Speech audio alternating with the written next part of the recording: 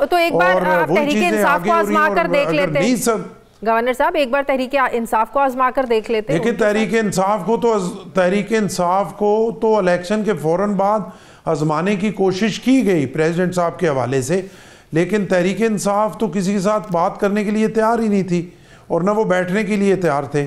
और peoples party तो चाहती है कि उन्हें मेन स्ट्रीम में लाया जाए और मुल्क के ख़िलाफ़ ये एजिटेशन और रोला रप्पा और रोज़ जो है वो एहतजाज और रोज़ रस्ते बंद, इससे हटाकर पार्लियामेंट में लाया जाए, वहाँ पे बातचीत के ज़रिए मामलात को जो है वो बेहतर किया जाए। तो उसकी तो कोशिश शुरू में हुई थी, लेकिन उन्होंने उसको नहीं माना। वो कभी भी, उनकी भी सियासत देखें ना, उनकी भी सियासत तो हर 2-4 घंटे के बाद तब्दील होती है और किसी के पास कोई इख्तियार नहीं है। जो लीडरान साहबान बाहर फिर रहे हैं वो एक बात करते हैं, लेकिन किसी के पास ये नहीं है कि उस बात पे पार्टी को स्टैंड करा सके। लेकिन क्या पाकिस्तान पीपल्स पार्टी को इस चीज़ की रियलाइजेशन तो है कि तहरीके इंसाफ के साथ ज्यादतियां तो हो रही हैं? उनके वर्कर्स को जिस तरीके से पकड़ा जाता है, कोई एहतजाज की कॉल दे दे, रातों को घुसकर लोगों को घरों से उठा लिया जाता है, उनकी फैमिलीज को तंग किया जाता है, रास्ते ब्लॉक कर दिए जाते हैं, उनका कोई एहतजाज कामयाब होना या नहीं होना हुकूमत अपने इकदाम से कामयाब ज़रूर करवा देती है। तो ये तो हुकूमत करती है नहीं। इस बात देखें, एक हद तक मैं आपकी इस बात से एग्री हूँ कि मैं ज़ाती तौर पे समझता हूँ कि एक लाओ लश्कर लेके जो आते हैं केपी से, वो तो उनकी गवर्नमेंट है, उन्हें वहाँ पे फ्री हैंड है, अटक तक वो आसानी से आ जाते हैं और वहाँ पे फिर उन्हें रोकने के लिए बड़ी परेशानी है फोर्सेस को भी, पंजाब पुलिस को भी, बाकी फोर्सेस को भी। लेकिन अगर ज़रा सी एहतजाज की कॉल दी जाती है और कंटेनर पूरे इस्लामाबाद में लगा देते हैं, लाहौर में, जहाँ पे निकलता ही कोई नहीं है, अगर हम 50 या 100 बंदे को भी नहीं जो है वो उधर से रोक सकते या काबू कर सकते और बड़े बड़े कंटेनर लगा देते हैं, तो ये तो कोई फ़ायदा नहीं है।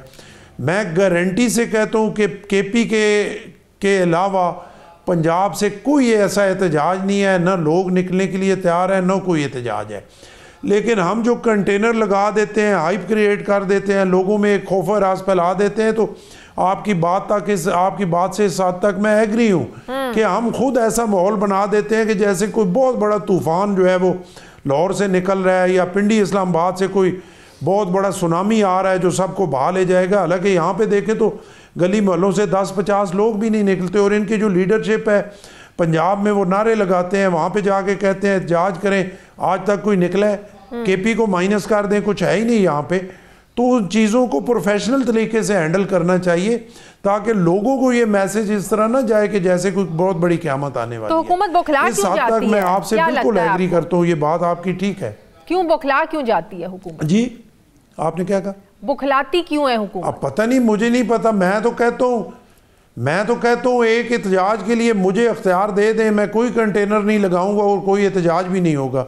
मैं गारंटी करता हूँ कि पंजाब में अगर एहतजाज हो जाए, दूसरे दिन मेरे से इस्तीफ़ा ले लें। कोई कंटेनर नहीं लगाऊंगा, कोई कुछ भी नहीं होगा, सब पुरअमन रहेगा और कोई मसला भी नहीं होगा। मतलब कि आप कैसे इसको हैंडल करेंगे? देखिए, केपी के प्रोफेशनल देखें, एक सियासी लोग हैं, सियासी बैकग्राउंड है, सियासी वर्कर हैं, एक 20 साल 25 साल से इसी ग्रास रूट लेवल से आए हैं। हमें पता है कि क्या कुछ होता है और हमें पता है कि उसको किस तरीके से हैंडल किया जाता है। बिल्कुल, मैं कई दफ़ा मैंने इज़हार किया, मैं इसके हक़ में बिल्कुल नहीं हूँ कि एहतजाज की कॉल हो और मोटरवे पे आप लगा दें अपना कंटेनर, आप लाहौर में लगा दें, आप मुख्तलिफ़ जगह पे, लोग बेचारे सुबह निकले, उनको परेशानी हो और होना भी कुछ नहीं है, बंदों ने निकलना ही नहीं है। उनकी अपनी लीडरशिप अंदर से बयान देती है, बाहर वो निकलती ही नहीं है। ये तो सिर्फ, तो अगर ये जिम्मेदारी आपको दे दी जाए कि कोई क्योस नहीं होना चाहिए, कोई मतलब कि अमन और अमान की सूरत हाल ख़राब नहीं होनी चाहिए, तो आप ये गारंटी देने को तैयार हैं कि मेरे हाथ में इख्तियार दे दें, मैं सब कुछ प्रोफेशनली हैंडल करूंगा? मैं पंजाब की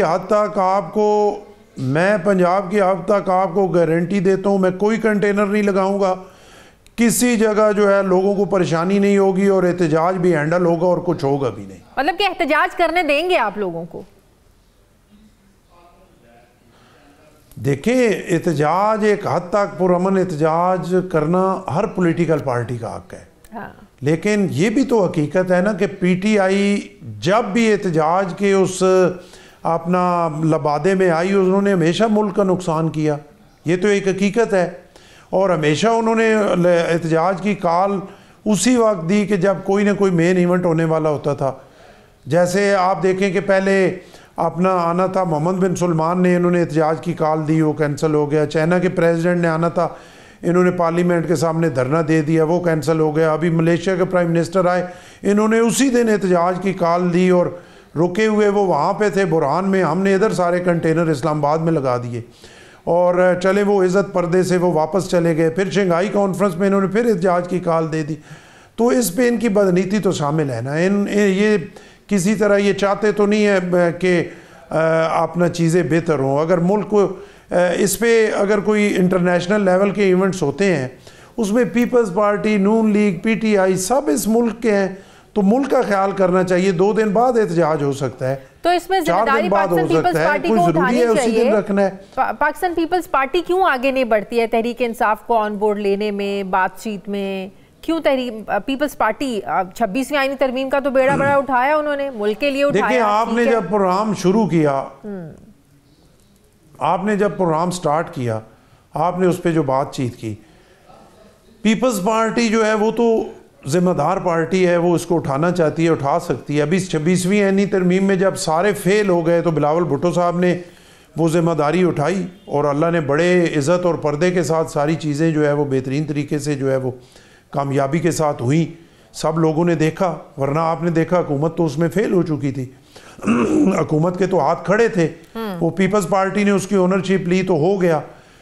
अब जब हम ये रोना रो रहे हैं कि पंजाब में भी पीपल्स पार्टी के आज तक जो है ये कोई ऐसी, हमें कोई ऐसे जो है वो इशारा नहीं नज़र आया कि हम किसी तरह गवर्नमेंट में हैं। वफाक में अगर हमारी क़यादत चुप थी, मिल के चल रहे थे, इतनी मजबूरी बनी कि आज बिलावल साहब को बोलना पड़ा, तो उसके बाद पीपल्स पार्टी उसकी ओनरशिप कैसे उठाए? पंजाब के मामलात जब से हुकूमत आप लोगों ने बनाई है, हम यही सुन रहे हैं कि मरियम नवाज से आप लोग बड़े तंग हैं। इवन कि आपको कहना पड़ा कि आप तजवीज़ देंगे अपनी पार्टी को कि नून लीग से जो मामलात है ये सूबाई सतह से पर ख़त्म कर देने चाहिए। आखिर इतनी क्यों ये नौबत आ गई कि नून लीग के साथ मामलात आप चलाना ही नहीं चाहते हैं? मरियम नवाज साहिबा कहाँ कैसे तंग करती हैं आप लोगों को? देखिए, मरियम नवाज साहिबा हमें तंग कोई नहीं करती और कोई रुकावट भी ऐसी नहीं है और उस लेवल का मैं नहीं जो है वो बात करना भी नहीं चाहता। हम पॉलिटिकल वर्कर हैं, हमारी कोई ज़्यादा डिमांड ही नहीं होती, हमें कोई ख्वाहिश ही नहीं है कि हम मेरिट से हट के कुछ करें। आप यकीन कर लें, किसी हवाले से भी, पीपल्स पार्टी के हवाले से, मैं अगर बहसीयत गवर्नर पीपल्स पार्टी की नुमाइंदगी पंजाब में कर रहा हूँ तो आप यकीन करें मुझे हर मामले में मेरिट से हट के कुछ भी नहीं चाहिए। तो उसके लिए मुझे कोई रुकावट नहीं है और मेरिट जो है वो मैं ले सकता हूँ।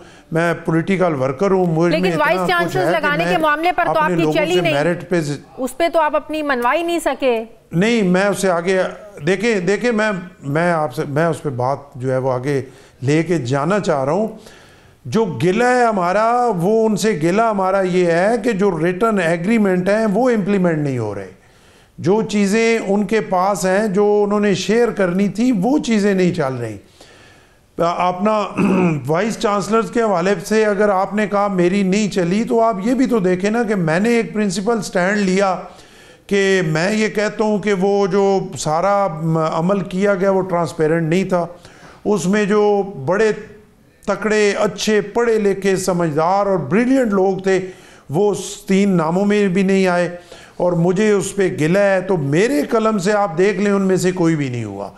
और अगर गवर्नमेंट ने कर दिया, वो एक अलहदा झगड़ा है कि वो ये सारा कुछ कर सकते हैं या नहीं कर सकते। कुछ लोग गए हैं कोर्ट्स में, वहाँ पे डिसाइड हो जाएगा। अगर वो ठीक है तो मुझे कोई उसमें नहीं है, वो करें और मैं उस अपने